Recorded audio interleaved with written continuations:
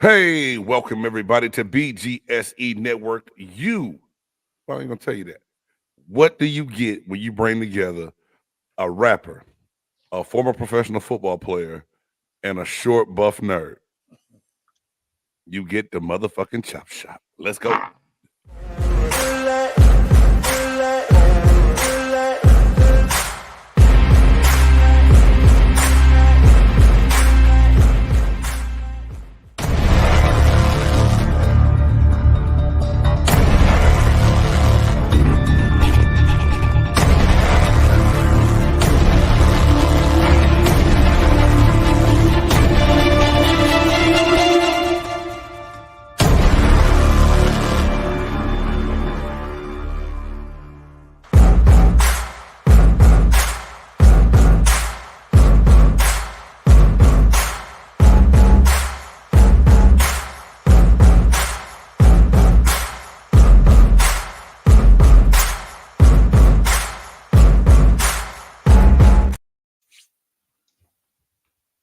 Man, that is one long intro, but I am glad we made it through.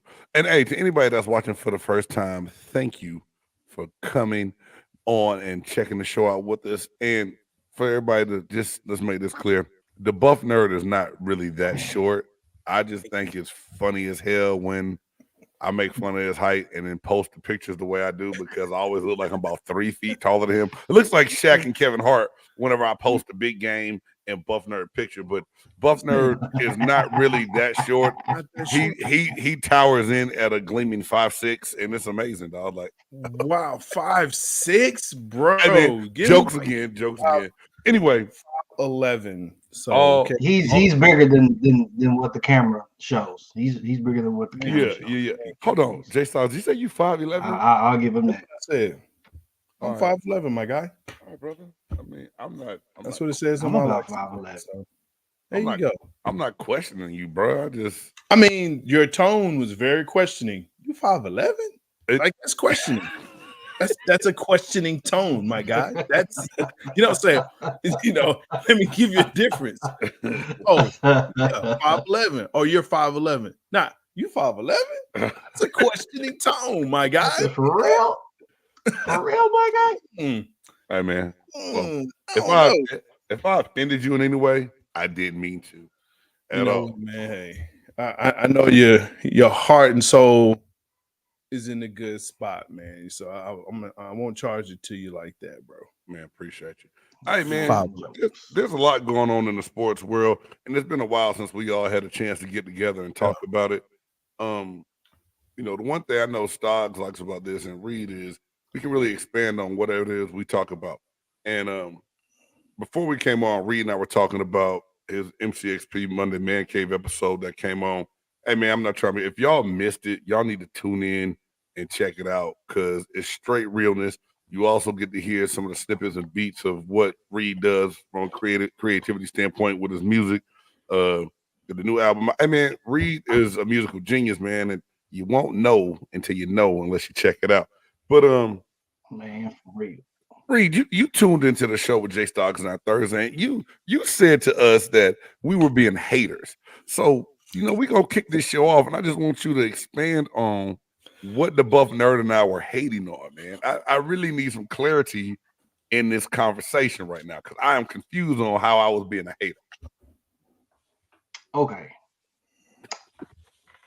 Let's clear this up. Let's clear this up because, and I've got to give a shout out to Mr. Ryan Clark because Ryan Clark kind of did say this on what's that show, Good Day, or what's that show that he does? I think he's on Get Up. Yeah, he's on Get Up. Get Up. Well, he guessed. He's a guest on all the ESPN stuff. But yeah. Get Up is with Greeny. But when he was on he made a statement regarding the fact that Lamar Jackson had kind of fumbled the ball with playing KC and everything like that. Look, I understand that Patrick Mahomes is the top guy. I understand it.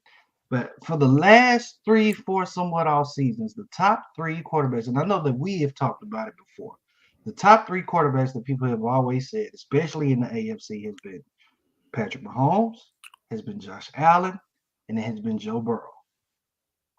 Those have been the three guys that everybody has been claiming that are the elite quarterbacks in the league right now. We've heard this argument over and over and over again. Now, we have to look at matchups and whatnot. Mahomes has beaten Burrow. Mahomes has beaten Josh Allen.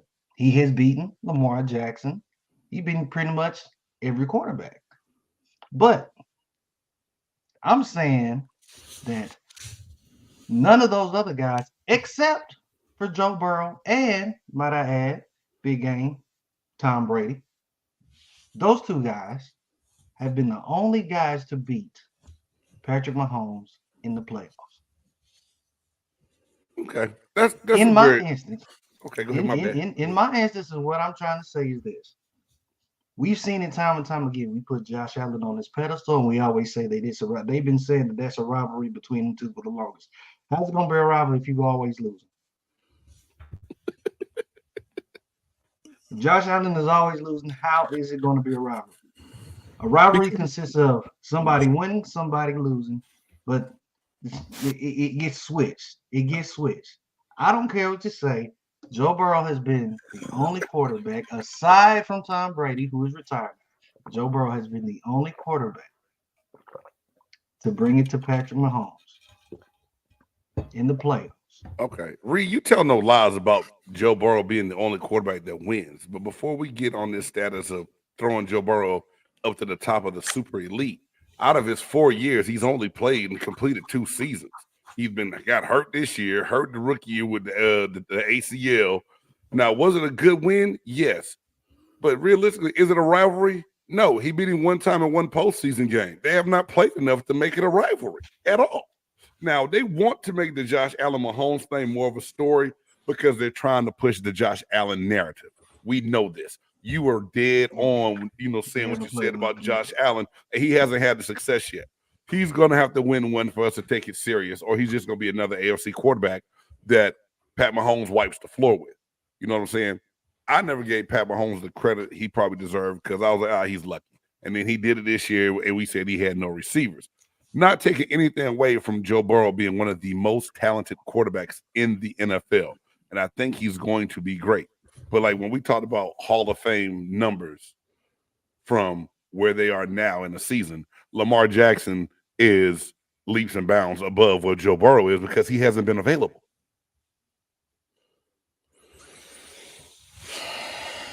I can't deny that. I can't deny your argument, man. I can't deny your argument. I can't deny your argument. That there is a rivalry with Mahomes and Allen. We've got to establish that and recognize it. And you can say it's not because he hasn't won, but that's the same thing they said about Manning and Brady. Okay. And Manning didn't win against Brady a lot, right? But there was a rivalry. Why? Because they met each other. They played the teams played each other. Right. And to me, that's a rivalry. And I get it. If you play each other and one team dominates or one team, like it's not a good game, okay, cool. You blow them out every time. It's still a rivalry, but it's not a good one. But it's still a rivalry because you play each other. You see each other, especially in the playoffs. When it's in the playoffs, it's heightened, right? All eyes are on you at that point. It's a rivalry.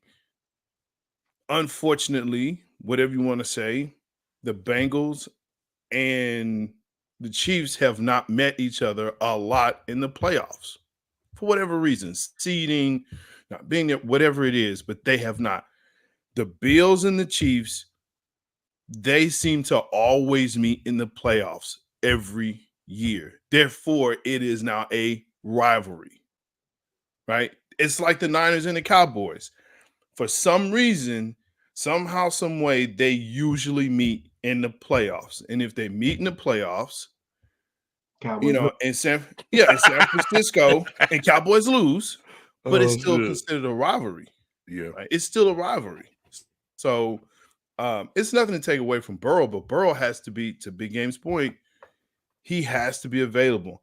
I mentioned on BGSB on the podcast, is it too early to consider him injury prone, or should we even start that narrative because he's been hurt and hurt a lot? Well, for long periods. I don't want to start that narrative. I'm gonna let Reed speak on it more, so I'm gonna go real quick. I don't want to start that narrative. One, they threw him out there in a rookie season where they know they hadn't built that offensive line up yet. And freak accident happens with the tackle. No. Let me finish now. Freak accident happens with the tackle. He hurts his knee. That happens. The strained calf this training camp, and then freak accident with the arm in the game. Was that the Monday night game? Was it Pittsburgh they were playing when it happened? So, I mean, he's had some freakish injuries, but I don't want to start saying he's just injury prone. It's very easy to label it, though, when you miss almost 2 seasons in your first 4 years. It makes it easy to say that. But I'm not gonna throw that on him yet. Okay. And I know Reed has to respond, but I will take that. I'm not even take that. Yes, I get that, but my 2 cents. Thank you for your 2 cents. Yeah. but when it gets to a point of, as a organization, they probably need to put a lot of money into their backups if they have Joe Burrow as your starting quarterback, because the probability of him finishing a season does not look good based on these past 4 years. And I'm going to leave it at that. Which both of you make excellent points, and I will give you all that. The one thing that I love about you guys, y'all are realists. Okay, aside from us all having our favorite teams, and I have to be a realist about it too. Yes, Joe Burrow hasn't finished a season in healthy, and the last time he did finish a season healthy, I want to say, then he take them all the way to the Super Bowl. Right. You know what I'm saying? So, and he did that with a horrible O-line. Probably they would think they were ranked last in the whole NFL, and he took them all the way to the Super Bowl. So, I would like to think that Cincinnati puts effort into backups, but definitely put more effort into solidifying that O-line to make sure that he does not get hurt in that retrospect. And then once we have that set in stone, then maybe we can see these matches between him and Patrick Mahomes in the exactly. And even so to speak, to if a rivalry is not with Patrick Mahomes, I could say it could look more like him against Allen. It's almost like Allen has like 2 different, you know what I'm saying? It's almost like he got 2 bad guys on his test. He's got Mahomes that he has to deal with, and he's got Burrow that he has to deal with. But both of them can whoop his ass. And it's like he's still trying to figure it out. And I'm not taking nothing from Josh Allen. I'm not taking anything. I think he's an amazing quarterback. Take that shit away from him. He overrated. It just hey, look, it just to me, when the game counts, when the game actually counts, when you don't need to throw that interception, when you need to convert that 4th down or whatever the case may be, it's like he just somehow seems to fall. At the worst possible moments, when they need to win the game, they seem to fold. And it's usually Josh Allen's fault. What don't help that Diggs dropped that pass this year? Now, Reed, I will say this to your point, and I'm not just saying it to because you my boy and nothing else. Now, would Joe Burrow and Patrick Mahomes be a better rivalry if Joe Burrow's healthy? I say yes, because Joe Burrow is a more capable quarterback than I believe Josh Allen has proven right now. That's just me. And I might be wrong. And they call the man Joe Cool for a reason. Dogs, I see your face, man. And seriously, man, I don't think it's been one time where I've seen Joe Burrow and the team be down, and I've looked at on the sideline, and Joe has been like, it's like he's been even killed the whole game. Like, okay, whatever, we're down. All right, well, we're gonna go back in there and score and get this game back up. Like, he's been even killed like the whole time that I've watched this kid. You know what I'm saying? So, for those that are coming in, make sure that you like, subscribe, share, and chat with us as well. That chat is open. We love to see your comments. I just want to throw that in there real quick. Here on BGSE Network, Big Game Sports and Entertainment, where sports and entertainment collide. Look, man, it is what it is. I I think those three. It's funny. We talk about Joe. We talk about Burrow, right? We talk about Allen. We talk about Mahomes, but we don't put Lamar Jackson, in this conversation as far as rivals or even in in that context. He's going to be a 2-time MVP of the league. I don't see anyone beating him out for that. And yet that narrative is not there. And it's not to just throw him in there, but I just think it's very interesting that we talk about elite quarterbacks, we talk about rivalries, and Jackson is not in that at all. Lamar's not in that. And why is that? Well, part of that, I believe, too, is when this rivalry talk start brewing, the Ravens, even when they made the postseason, Lamar Jackson was hurt a couple times. So I think that took away from him being thrown into that rivalry conversation.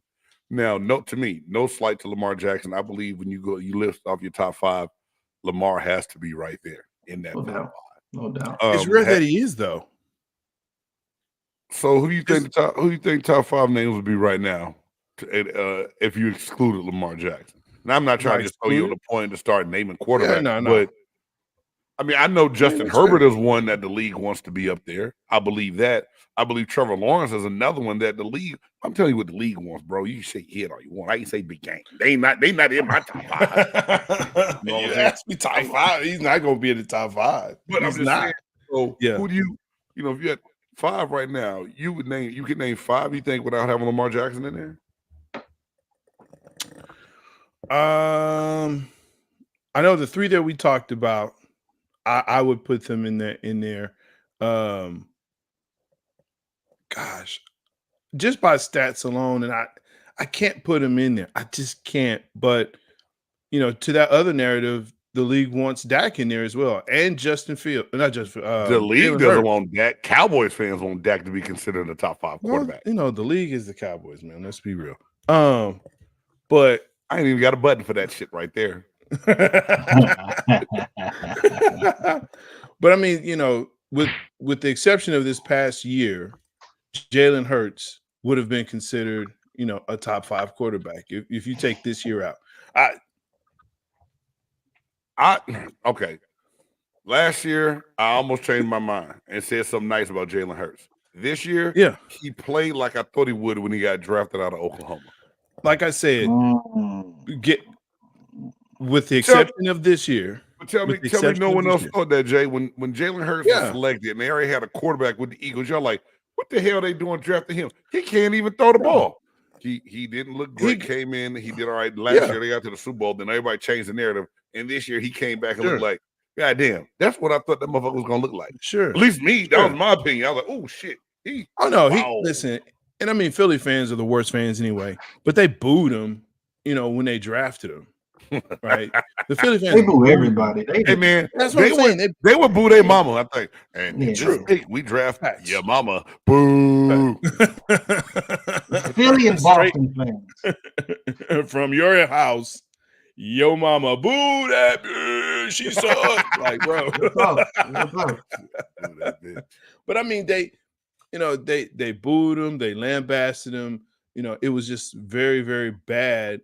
And then you're right. It wasn't until the OC that they had that, is now making moves where he is. And, they started having real success with him that they said, okay, you know what? He may be all right. They take him to a Super Bowl. Hey, just Jalen Hurts is amazing. And then, you take a step back because realistically, Philly is a dumpster fire from the inside out. Top down. So it is what it is, and I love watching it. But I mean, I do think the lack of playoff success is why he may not be put in that top 5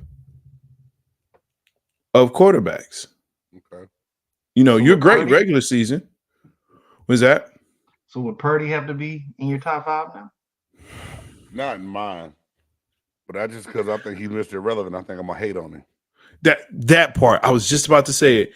If he was drafted in the 2nd round or 3rd round, he would be considered I think, a top 5 quarterback. People would consider him a top 5 quarterback. Think about this. The San Francisco 49ers, pretty much in the same system, got to the Super Bowl with Jimmy Garoppolo. They got to it again with Brock Purdy. So is it as much Purdy as it is the system? Is what I question, bro. Not to say that he can't be that guy. He's got to keep proving it to me.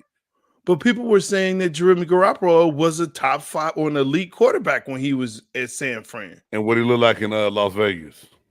Well, what did he have in Las Vegas? Who was his coach in Las Vegas? Devontae Adams. I'm talking about OC and head coach. I'm not saying you're wrong. I'm not saying you're wrong. What I am saying is this. The system, yes, does matter. And I know we're going to talk about Cam and what he's saying as far as the other quarterbacks and being a game manager. Look, whatever style you use, if it gets you the win, then you're a winning quarterback.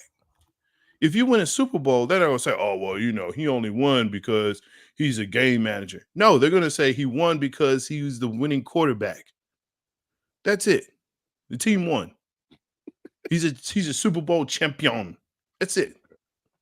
Well, let me stop hating on him, since that's the case. It's been quarterbacks that have won because they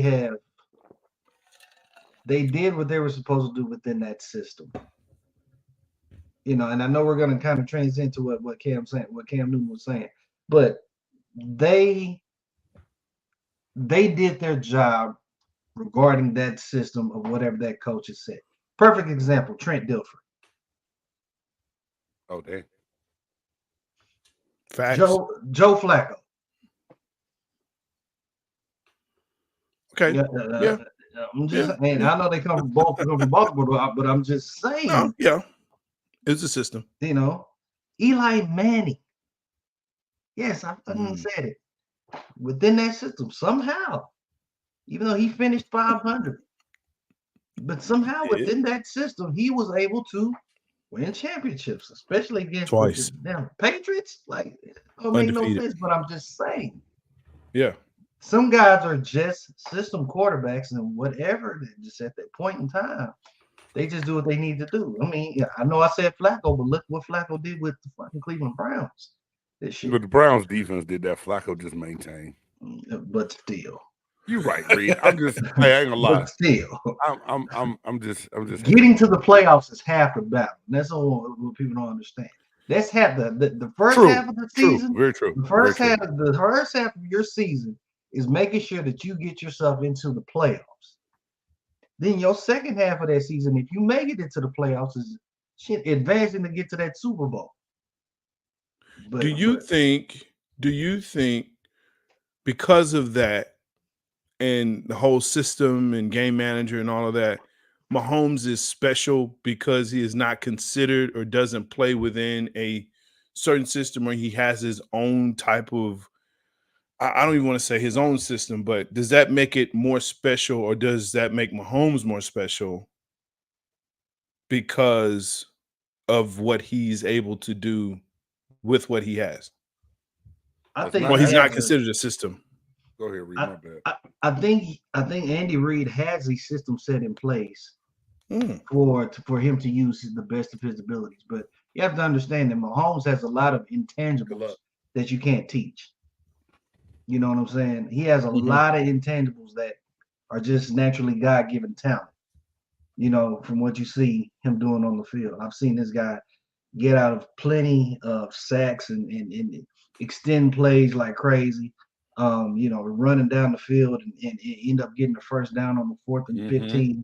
Using his legs. And he has an arm. Just the boy can throw the ball. He can do a whole bunch of stuff, and somehow he can connect the ball with the receivers all the way downfield. He has a lot of intangibles that you just can't teach. It's just natural talent. So I think he has he has what's in place for him. I think Andy Reid recognizes that, but he also kind of gives him free reign to create however he needs to do in those games. I'm gonna say this. Well, I guess it's a question and a statement. I believe, and do you believe, that our greatest quarterbacks were actually game managers and system quarterbacks. And I'm going to throw out a name here. Joe Montana, and Tom Brady. Those two come to mind right off the rip as system quarterbacks, game managers that played the game within the system, and they didn't do more than what the system had for them. And I'd say that looking at Seifert and West Coast offense. I'm going to say yes and no. And the only reason I say that is they were great at managing the systems they were in, but they also had elite talent to make it better than what a regular guy would have done. Because if not, Belichick would have still kept winning once Brady was gone. The system didn't leave, the quarterback did. Now, San Francisco had two. Everybody said, oh, they're done when Joe Montana left. And then Steve Young came in and did the same thing. They just had another really great talent right there on the bench that a lot of people didn't know about. He played different, though, than Joe Montana, though. Well, because he was the first. He was one of the first white quarterbacks to really use his legs to go along with his arm. Don't make the face the truth. He used his legs to go along with it. Okay, he was one of the. He was another quarterback that used his legs along with his arm. Right? So he was considered a mobile quarterback. Because I don't the way you formed it, Jay, and we say it, I don't want to turn it into all good game managing quarterbacks will end up being elite system quarterbacks, or system quarterbacks can man guys. And also back then there was less throwing of the ball, so there's less chances for interceptions when you establish that running game with Roger Craig and Tom Rathman and all of those things, right? As far as like Montana goes. You had running, but I mean the pass set up the run in the West Coast, and because you had Roger Craig, but man, and again, it just kind of hit me right now. Like those guys were in the system and they ran the system, and so if they played in today's place or market or however you want to say it, I think we would consider them game managers and system quarterbacks. And it's taking on a bad connotation, right? So Lamar Jackson runs off script. Mahomes is the type of quarterback that runs off script. Josh Allen is the type of quarterback that runs off script, right? Burrow is the type of quarterback some may say runs off script, right? So Jalen Hurts is another one. So when you have those type of quarterbacks, right, we call them elite. And we say, well, they're not system quarterbacks, and they're special. But you have others like Brock Purdy, who is a system quarterback, game manager, and he thrives. It's it's the system, it's not him. You still got to run the system. You can't play outside of yourself. I had to rewind because it's something you said that I just got to ask you and make sure I heard this right. So you're saying Joe Montana in today's game would be considered a game manager? Yep. A system quarterback. Game manager. Yep. Not the Joe Montana I seen play. Watch the tape. I could go back and put a VHS in, and Joe Montana still has enough ability in game to do what these quarterbacks are doing now in this system. If he in their so-called off script system, if he needed to, he didn't need to because they perfected their scheme so well. It could run. But like I said, Jay, okay, I can give you a scheme and a system. You can go try to teach it to your son's flag team, right? And they're gonna tear the shit up. You still have the right pieces to run a system because a system ain't shit if it don't work. Dan Quinn had a system, and it got exposed once Green Bay came in and ran the ball. Ron Rivera had a system. The whole system got exposed in Washington when they faced better competition and better talent. You have to have talent to run a system and a scheme, or the shit is just X's and O's written down on motherfucking paper. It don't matter. And you gotta have talent in the right spots. You have to have talent in the right spots. So Brock Purdy is a talented quarterback because he can run that system. That's not what. See, there you go. You reshape him with that's what you just said. I said you have to have talent in place. I'm referring back to Joe. I'm still on Joe Montana. The hell with a Brock Purdy. Okay. I'm still on the Joe Montana statement and comment. Right. Brock Purdy thrives in that system and scheme because of the weapons around him. And when you have the best running back in CMC, you can do that. Brandon Ayuk, which is a way better wide receiver than people give credit to, and Deebo Samuel, who's a running back that just can happen to catch the ball out in the slot as well. That makes him thrive, and Kittle's because he has the weapons and he manages. Joe Montana had great talent around him, which made the West Coast offense great the way he, Jerry Rice, John Taylor played the game, Brent Jones, the tight end. Fucking amazing.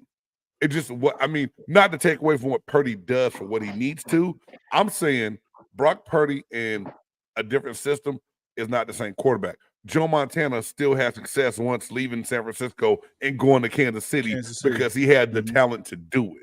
That's the difference I'm making. So no, Brock Purdy is not an elite quarterback because he manages games well in San Francisco. I don't even have hell no to the no. Did it? Let's segue into it because I got a couple of quarterbacks. Okay. You said Joe Montana. So is Joe Montana game changer, game manager? Changer. Manager. Jim Kelly. Manager. Changer. Wow. See, right now I think he just wants to say obviously what big game say. No. I'm gonna tell you. Changed again. Go ahead. So I told you I watched on BGSE. I watched Four Falls of Buffalo, and I've watched it before. It's a 30 for 30 special. But they talk about how when he came into Buffalo and they first began, and they were in a system that just didn't work, and they were playing the way they, pretty much a traditional offense, considered traditional offense. And it wasn't until they went into, it was a particular game that they were running a 2-minute offense, right? And they found success with that. And they said, hey, let's just do this the next game. And they ran that game on a 2-minute offense, which then became the K gun. And now the hurry up is what everybody's saying. In the hurry up. Okay. Yeah. Up tempo, K gun. Hey, let's go. That's why I call him a game changer, because he said, hey, this isn't going to work. This is what we need to do. They went in and they changed it. And found awesome success with it. So yeah, he's a game changer.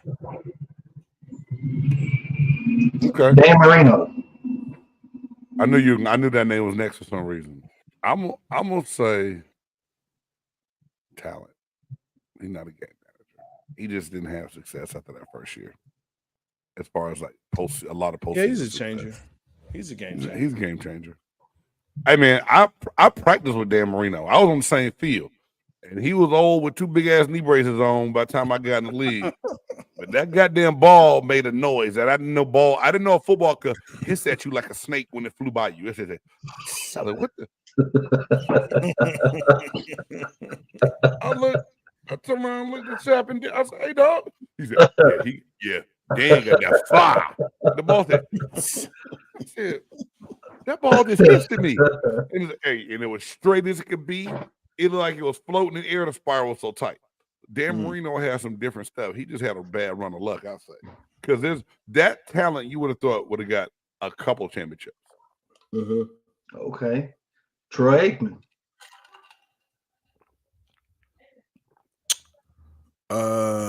Man, that's a tough one, actually, I think.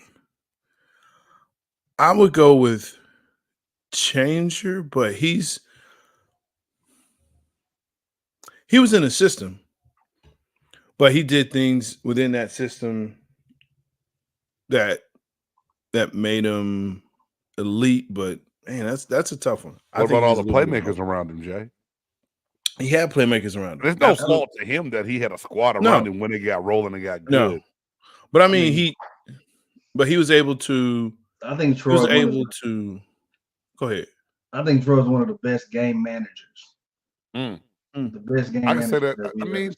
now that we breaking it down in a category like we are, you could almost, I mean, I could feel that not be one of the best game managers. But again, back to what Big Game is saying, he had pieces around him, and all he had to do was feed it to the right person at the right time and let them do what they need to do.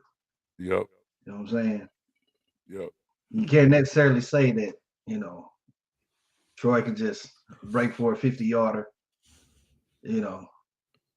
Does he have to run to be a game changer? I'm not saying that he necessarily has to run, but it's not like because he did run. It's not like the Cowboys back in the day that you would put everything on Troy's shoulders and be like, Troy, go out there and win us the game. Not when I'm looking over here and I got Michael Larkin. Not when I'm looking over here and I got Alvin. Not when I'm looking in the backfield and I got Emmett. I got Moose Johnson over here, you know what I'm saying, as a fullback. I got Jay Novacek over here as my freaking tight end. Now, I've got weapons everywhere. So just whoever's open, you about to get the ball and you do whatever you need to do. You know what I'm saying? Yeah. So I think he's one of the best. That's a tough one. Even look at Kurt Warner the same way. I think he's a changer.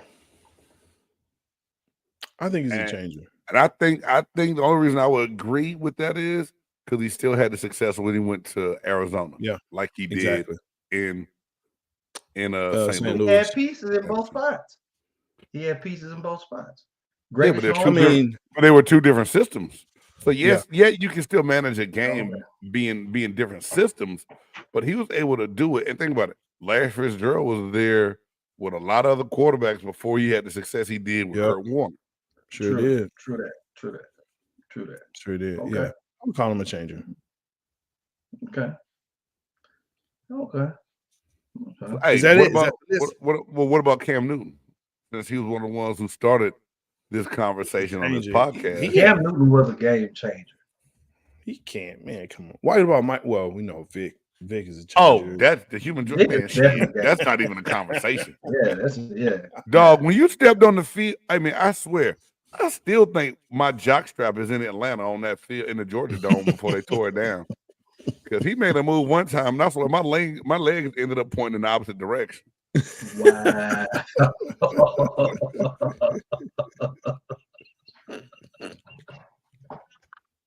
That's funny. That's funny. Them fools on the sideline cracking up laughing. This shit ain't funny. It's gonna film, fool. I mean, the only issue is with guys like that who are once in a lifetime generational talents, the Michael Vicks, the Cam Newtons, the Lamar Jacksons. They have wonderful success, especially regular season success, but somehow it just seems to fall apart in the playoffs. Every single one of them seems to fall apart in the playoffs for whatever reason. And I don't know if it's the coaches. I remember y'all talking about Baltimore completely. It's almost like they changed up their whole in game plan for whatever reason, and I don't know. I don't see how y'all have been running the ball the whole season. Right. You're for running the ball. And then y'all get into this game, and like I said in the comment, Pachinko himself had more rushing attempts than the whole Ravens team. Listen, That does not make sense to me. I'm glad you brought this up because I sent Big Game an article. I think it was yesterday, right? Yep, you said yesterday. So the Baltimore Ravens, they talked about Lamar having more say in the planning, but he's actually been given the keys. He said, I've been given the keys to this offense. So basically, he is, has play calling authority in the game. They ran the ball 10 times that whole game. 10 times. Now, why is that so significant? And it says in an article, that team that they played, the Chiefs, number 18 defense against the run, but you only run it 10 times. So, we all know about check with me's and kill, kills and all that other stuff, right? So you check out of that play. And this is what I told Game on the show, on the podcast was, say, man, Lamar is checking out of that. And he's like, no, it's they're calling him play. I said, And to your point, you can't have that many plays called where you say, I'm going to check out of this run and go to a pass. But at some point, I'm saying, hey, if I see this as a quarterback, I need to check into the run.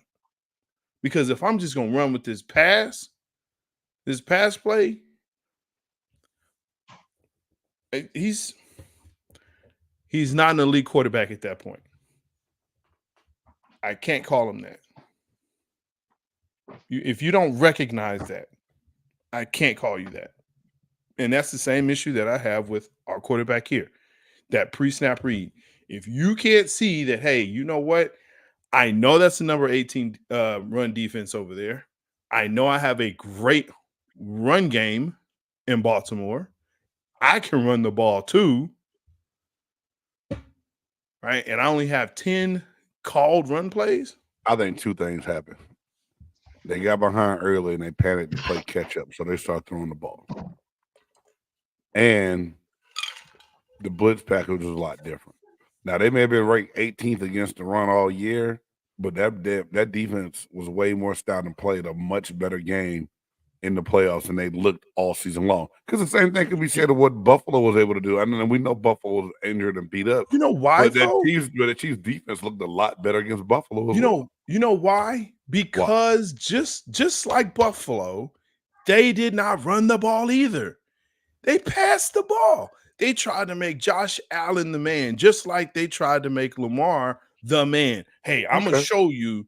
I'm gonna show you what I can do. I'm gonna show you. When you have Cook sitting in the backfield that you don't allow him to cook, that's a problem. You're letting Josh Allen win the game. Guess what? That's not the real strategy that you should employ. When you have Lamar Jackson with 10 in Baltimore with 10 called run plays, that's not the strategy you should employ. Play to the weakness that they have. Expose it even more, right? If they're going to come up the field aggressively, what's the big game? What's the best plays for an aggressive defense, for a pass rushing aggressive defense? You got to run at them. And slow them down. You got to attack them. You got to try to drive. I mean, I'm not disagreeing with you. I was appalled to the game plan Baltimore came out with, bro. But I mean, and to say, and just one more point, because I heard this a lot. Oh, they're down early, so they had to play catch up. Man, it was 17-10. Stop it. Thank you. The game was still in manageable to come and win. Bro. But before they got to the 10, y'all, I really do think they panicked a little bit and started throwing the shit way more than they needed to. I'm not saying you're wrong. I'm just saying what I think happened. They got beside themselves because their defense has been established. Okay. If that's the case, then I go back to what Buff Nerd is saying. The quarterback needs to have the responsibility to be like, look, fuck what they call it. I'm seeing on the field what it is, and this is what it's coming. Look, dead serious. Why do you think Manning was so great? Exactly. Why do you think we put Manning in? Look at Tom. Exactly. Look, it came a point to where every time Manning said Omaha, you didn't know. At first, it was audibles, and we knew, he kind of knew. Mm-hmm. Then he started saying it so damn much, you didn't even know what the hell that he was called. You didn't know. It was almost like every time he said Omaha, every single time he got up there, and he was just like, the defense would be like, what the hell? You would see him turn to, oh shit, you know what I'm saying? Right. Yeah. So I'm saying, and to go with Buff Nerd's point, as a quarterback like that, man, you got to take it upon yourself to be like, at some point in time, especially big games, look, I don't give a damn what this coach is saying. This is what the hell we're going to need to run. I'm looking at it. This is what we need to run. Case in point, and I say it all the time, Seattle Seahawks, Super Bowl. Yeah. Goal line. Damn, boy. There's no way in hell. Every single person on the earth knew that they were going to give that ball to Marshawn Lynch. Everybody knew that. Everybody. So why the hell do you throw the pass? You mean to tell me you can't audible Russ Wilson? You can't audible You couldn't put it upon yourself to be like, no, fuck what they saying. Lynch, you about to get this ball. We about to win the championship. We about to win back-to-backs. Right. Back to back.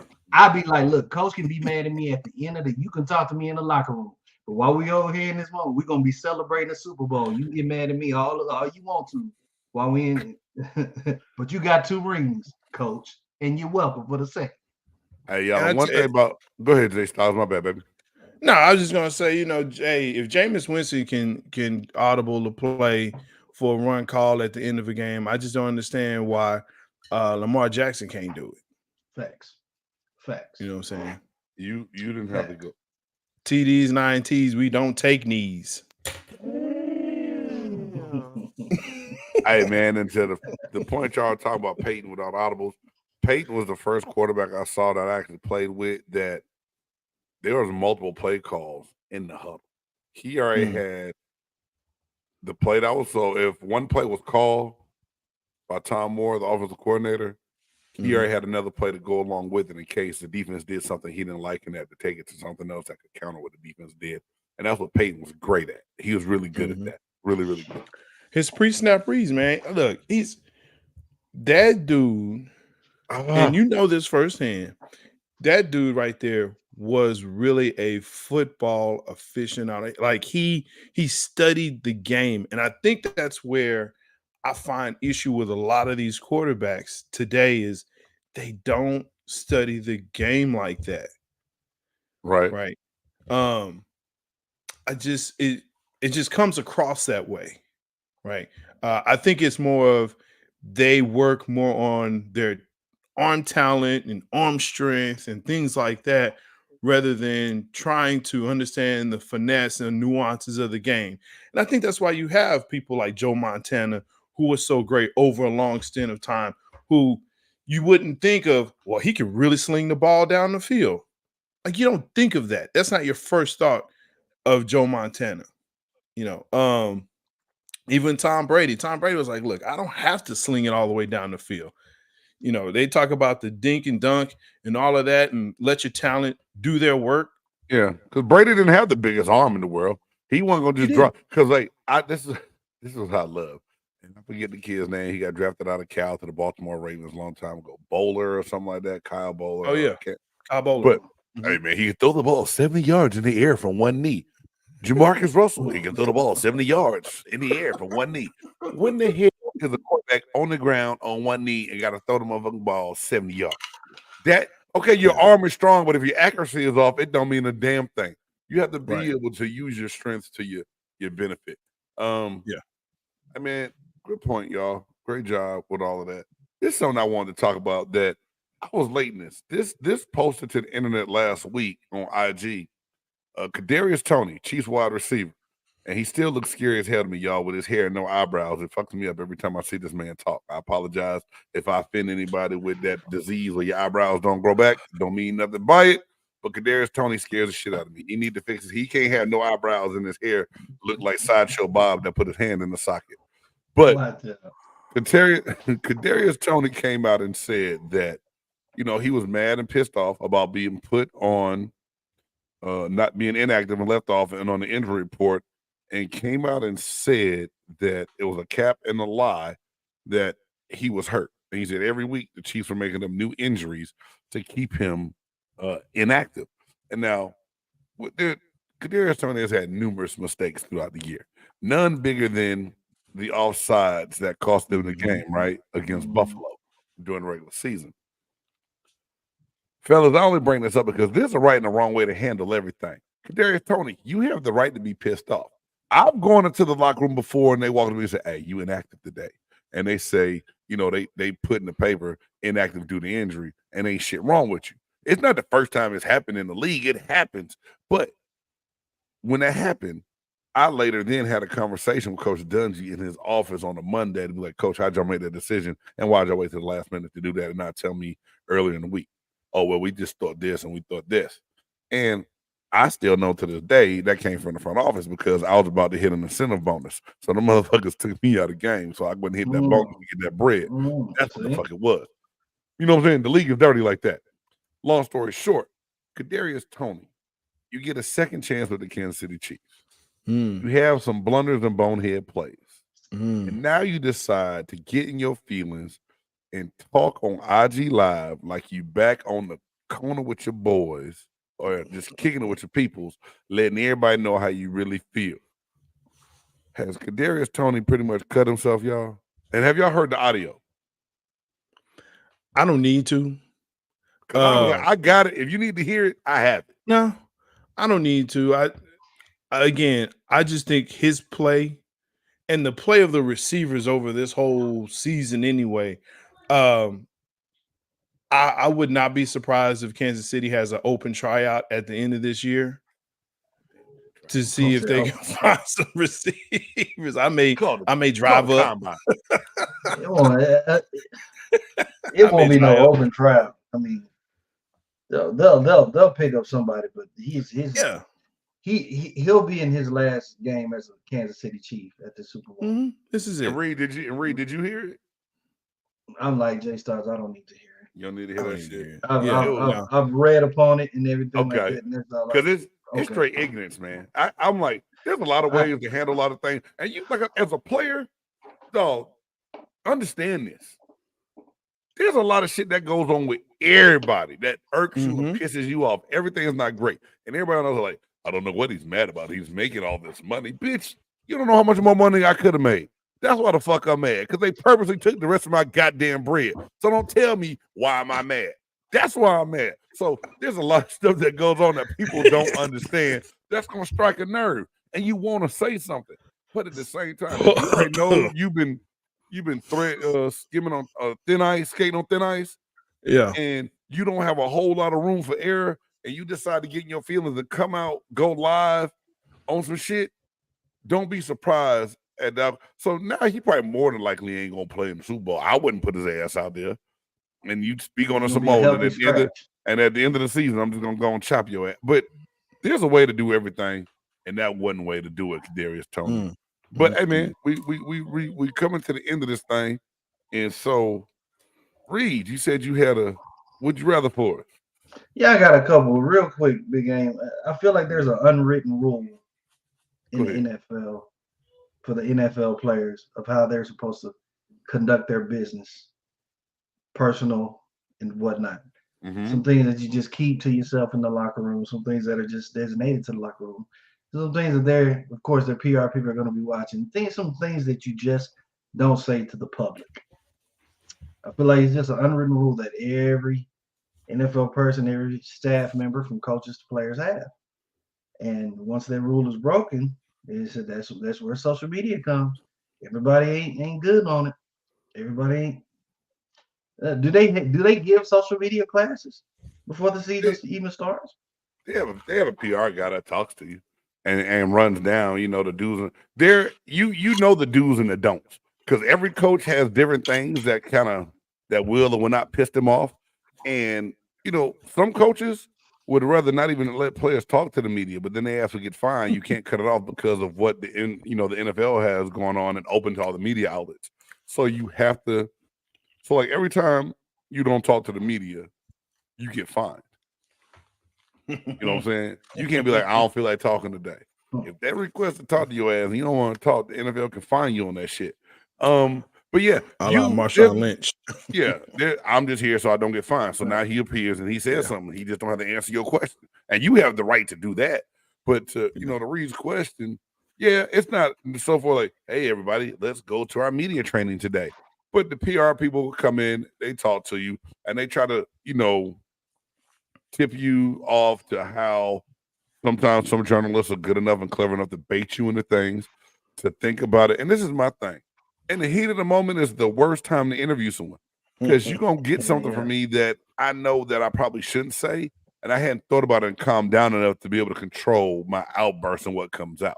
But yeah, they try to school you on, what's going to go down, how you need to do it, and what you need to do. And then you just got to keep a level head, because I know, they got Ryan Leaf as a rookie when he was struggling, and Junior Seau and them had to come over there and get him, and the reporter knew how to get him. I remember that. I remember that. A big, offensive lineman that we had was a first-round draft pick out of the University of Florida, and the old offense wasn't doing well, and I'm not trying to put my boy on blast because Kenyatta, was still a good football player and had a decent career. You know what I mean? But at the time, for the pressure that was put on him as a rookie, like he was gonna come in and just rewrite all the wrongs of that offense. Man, they asked him one question, and there wasn't no vet around him when they asked him, and the shit went south quick. It went south real quick, like whoa, whoa, whoa, whoa, whoa. And everybody's like, that happened because a lot of people were even gone when the reporter asked the question. That's how shady and shysty they were on trying to get him to react. They got what they wanted. They got the attention they wanted from the article, but it was a piss poor time to ask that man that question because it was a tough loss and shit we suffered that day. Offense didn't play great. And here it is, you put a young person in front of the microphone that wasn't ready to answer a question yet because was not happy with the performance they had in the game that week. It goes down like that.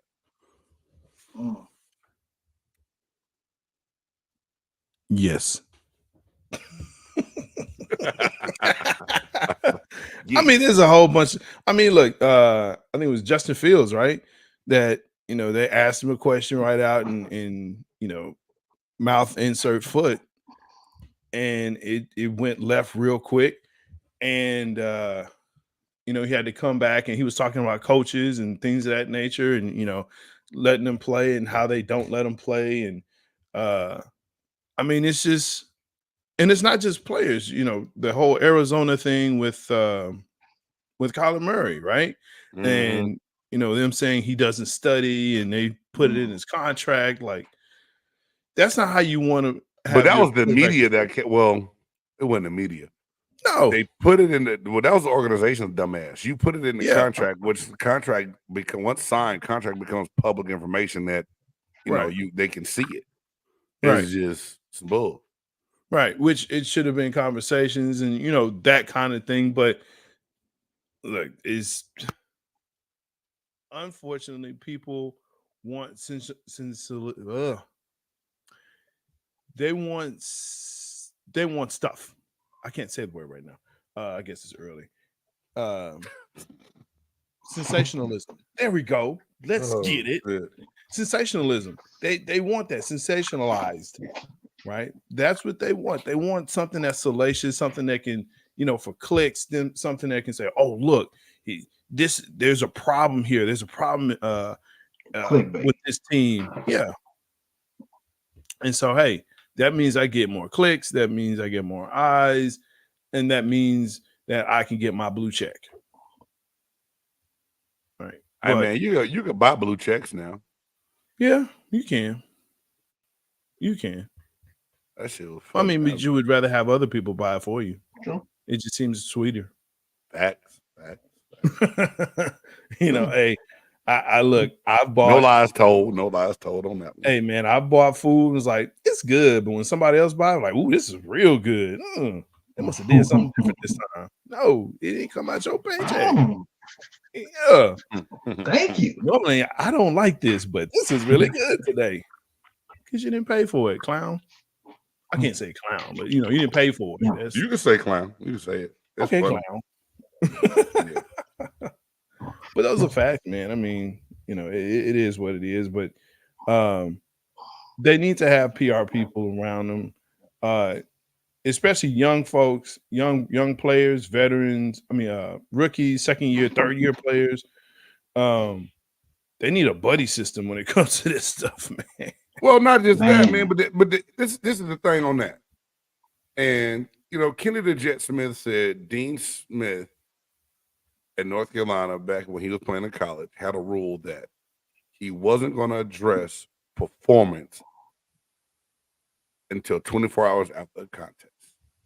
Hey. Just like as a coach, sometimes I tell when parents are mad, I say, go home, think about it. And a lot of times the next day, the shit is better because we all overreact in the moment.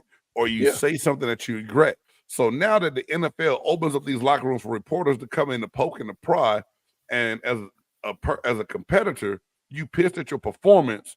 That's all you're thinking about, and you ask me a question about what's got to do to get better. Like your man at Washington that did the interview this year and ended up getting traded away. I thought it was not Sweat. What was the defensive end's name? That said, I'm sick and tired of this shit. It fucking sucks. He went to F-bombs and all kind of stuff. And just like, No, you got Chase Young? No, Chase Young. No, it was somebody else. He got traded to San Francisco. He didn't say nothing. I got the short on here. I mean, back up on the channel, man. I just got to find the name.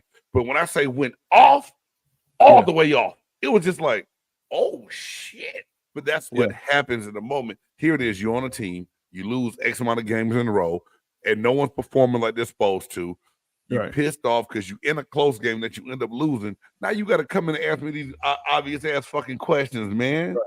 You know what it is. You smart enough to know. You just want a reaction because you want to upload it to your page and get 9 million. You hoping for the fact to go viral. Yeah. And it's not the time for it. But yet it happens. So you can have all the training. Okay. Yeah. You can have all the training in the world. Right? Jason, you could go, say you had anger management and how to control your temper. I walk up, slap your child in the back of the head. You don't know me. You gonna throw. We fighting. All that shit that you knew and got trained on is out the window. And it's almost the same kind of thing. You trained me to be careful of this, be careful of that. Hey man, so what do you think about you causing your team the game today because your ass couldn't get to the quarterback? Hold on, man. What? Yeah. You start looking at him like Russell. No, I mean, hey, you threw the ball to the other team 4 times today. You couldn't find your second receiver. What? You were very obvious and intentional with your passes without looking off the defense. Do you think that had an outcome on the game today? You're like, bitch, you just basically accused me of throwing the game away. Do I think it had an outcome? I think me and you gonna have an outcome. You know what I'm saying? No, they set you up, and they're very good at forming the question to make you. Like, I love watching some of Russell Westbrook old stuff because the faces and the reactions, and you know that, man, I'm gonna pay this fine. I'm gonna let them have it. It's just fun. It's funny as hell, man. What? Yeah, no, it's and so right after Dan Campbell loses the game, and I agree with you 1,000%. That is not the time or place. He's literally walking up the tunnel to address the team. So he hasn't even addressed the team yet after the loss. And they're sitting there asking him questions about the game. What now? Do you think your future is in jeopardy as a coach? And it's like, you firing me 5 seconds after I lose a game. And we were cellar dwellers the last couple of years, and we win a division now. See, come on, man. And I get very upset with that. It ticks me off because it's like, give them a chance to take this all in and then actually rationally answer your questions with not as much emotion. You're going to have emotion. Smart. The 24-hour rule. That's a great one. And you know what? I'm going to implement that with my flag team. And guess what I had to do? Y'all not trying to be funny. Early on, starting out, with some of these comments and shit that people leave watching the show, I had to just let it go. Because it's always going to be people that's going to question what you do or how you do it. Sure. And think that they can do it better, but yet they don't do anything. You just got to let it ride. Because like Jay Stock says, there's always going to be a hater out there. Always going to be a hater out there. So, but the if 24-hour rule makes sense. If nobody's hating, right, you're gonna be doing something right. If they hating on you, you're doing something right. You pushing. Let's go. Keep pushing. That's all they matter. So at the end of the day, we know that you have to be available to the media because the NFL makes too much money through these TV contracts. They can't cut the locker room off. Like, well, y'all just get them at the facility tomorrow. But fans want to see it. It's gotten to the point now where everything is for the fans. Everything's for the fans. I don't want to see them in a locker. I don't want to see their locker. I don't want to see them with the shirt off. I don't want to see them in a towel. They should wait until the press conference. Here's what I like about, especially now. I know this is WNBA, but this is what I like about what they do. You have to wait for them to come into the room in order to interview them. You don't have locker room interviews in the WNBA. Well, you know why you don't have locker room interviews in the WNBA. I said I know that. I know that. Okay, my bad. Because it's women. They ain't trying to go in there and show their business. Look, didn't I just say I know what it is? Okay. I said that, but NBA does that as well to an extent. But the NBA does that as well to an extent. That's men, men, they control their bodies and chest. They don't give a damn about this. You can't go up in no WNBA locker room. I said women got sports bras on, breasts is hanging out everywhere. You can't do all this. I understand. My bad, Stocks. I'm just saying. Thank you. My 2 because cents the NBA, that little sound. The NBA does it as well to an extent. You don't see a lot of locker room interviews in the NBA as much as you see them sitting at a table with a microphone, right? And I think it's a good thing. You have to allow the team to have a conversation, to talk, have the PR people, the coaches, the GM, whoever, talk to them. And then you have certain people, and even if the media says, hey, we want to talk to the quarterback, defensive tackle, the tight end, and the running back, and the receiver, okay, fine. Have them come to the room, you have their availability, and then you walk off and you move on. But yeah, talking to someone right after the game, they still got the jersey on and their pads on, you're gonna get a reaction. Good or bad, you're gonna get a reaction. No doubt. So, fellas, I think it's time. Yeah, y'all ready for the Would You Rather? Got two of them, man. Mm-hmm. Got two of them to end this show, man. My first Would You Rather. Would you rather be a Hall of Fame player with no Super Bowl victories, or a third stringer with the Super Bowl ring? Third stringer with a Super Bowl win. Hall of Fame player. I'm just looking at it from the stat that the get to the Hall of Fame is a very small window. Actually, it's not. The way they throwing people in the Hall of Fame, everybody's going to end up in there. Maybe I didn't think about this question right. I just know from a general standpoint, not for myself. If you have somewhat of a name, you're going. It depends on the sport. NBA, they throwing anybody in. NFL, not so much. NFL, I think, is probably one of the hardest Hall of Fames to get into out of all the sports. But I'd rather be Hall of Fame. Is there anybody? Is there anybody that y'all know that has been in the Hall of Fame that you feel like don't deserve it? As far as NFL or NBA or which one? No, I'm saying any sport. Tracy McGrady. Oh wow! Shit, you said that quick. Like you done debated that before. Wow. I have. Tracy McGrady. Oh wow. He's one. And Terrell. The running back from Denver. Was that Terrell Davis? Terrell Davis? Ooh. Yep. Shit. Really? Yep. That's for another show. For another show. That's that's definitely for another show. From a career standpoint, I feel like the championship is the pinnacle, but at the same time, because I wasn't a Hall of Fame player, so if I could have won that championship, that would have been awesome. Now, being the championship, I don't know, because it's two great accomplishments, man. One's individual, one's team. And I think you just got to decide what's best for you. If I got to pick one, I still think that ring can get you a lot of places in life too. Because some people get in the Hall of Fame when they dead. If I'm alive with that ring, it can still get me in a lot of doors.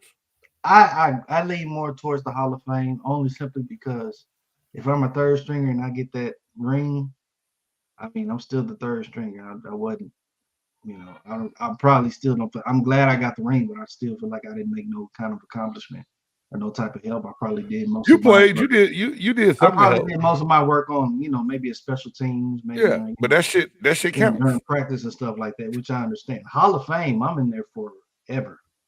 I've got a bust of my face. I'm in there forever. Probably got paid. And got, you know what I'm saying? And I've got a gold jacket. Got paid. I've got, that's a staple. You know what I'm saying? I bet you Dan Marino ain't hurt. He's like, hey, I might not got no ring, but I'm in this Hall of Fame.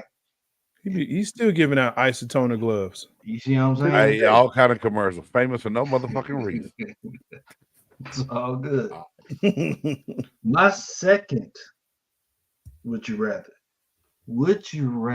have spent your career with Bill Belichick or Andy Reid as your head coach? Oh, damn.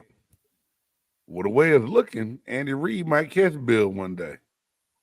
I don't know, man. I've heard a lot of good things about Bill Belichick. I know he's so plain and bland, but Woody and Teddy Bruschi and Vrabel and Marinovich, all those guys had a lot of Minkovich had a lot of great things to say about him. Shit. Because he has the amount of championships he has, I'm gonna say Belichick over Reid. That's my reasoning. I'm gonna say Belichick for the fact that he will teach the game to you so you can have a career after if you decide. Because if you look at it, those people that you named off, Vrabel and all, they're coaches now. They're head coaches in the National Football League. Or they're coaches somewhere. So yeah. Because he'll give me something further than just that. San Antonio Spurs of the NFL. Lots of fundamentals and whatnot. I think I would rather go with Bill Belichick because I feel success would be there somewhere. Right. It'll be there somewhere. See, y'all, would you rather? I was wanting to lead to another topic, but I can't today because I got to go. Gotta go. We all do. Well, yeah, we got to talk about that one. We got to try to get on here next week and talk. I won't be here next week. I'm going to celebrate Super Bowl. Anyway, man, hey, thank you for tuning in. If it's your first time, we really appreciate it. Don't make it your last time. I ain't say celebrate the Super Bowl just because both of y'all. That's what you just said. Celebrate. I meant with family. I'm going to hang out with family while watching. I'm going to go celebrate Super Bowl. That's what you said. So, okay, excuse me. Tampa's not in it, bro. I will not be here next weekend. I am going to a family gathering for was going to be to spend time with. Shit, we had a better chance than the Cowboys. Hence, we made it to the second round, and your asses didn't. That's true. Anyway, lo and behold, I'm trying to close us out of here. You just taking jabs, you gunslinging mother lover. Anyway, thank you for tuning in. Remember to like, subscribe, share, let someone know. Leave your comments. Let us know what you think. You can catch A Read on Mondays, MCXP Radio Man Cave Mondays. You can check out the Buff Nerd and myself on Thursdays on Big Game Sports Buzz.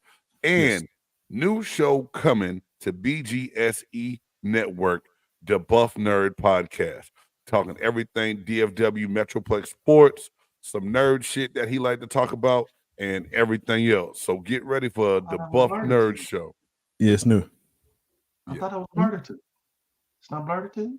It's gonna be a mixture of Cowboys cutting up and blurted to. So it's gonna be the Buff Nerd Show. Flexing in the Plex. Anyway, man, for A Read, the musicologist, the Buff Nerd J Stocks, I'm your boy, Big Game James. Thank you for tuning in. Until next time. What's up, Cam? All right.